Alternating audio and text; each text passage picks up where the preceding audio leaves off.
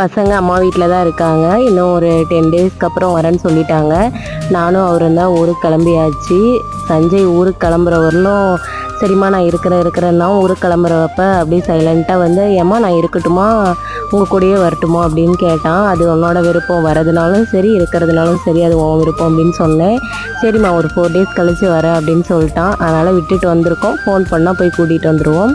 ஆனால் அவரும் ஊருக்கு வந்தாச்சுங்க. வந்துட்டு ஆஸ் யூஷுவல் என்னோட வேலைகளெல்லாம் ஸ்டார்ட் பண்ணிட்டேன்.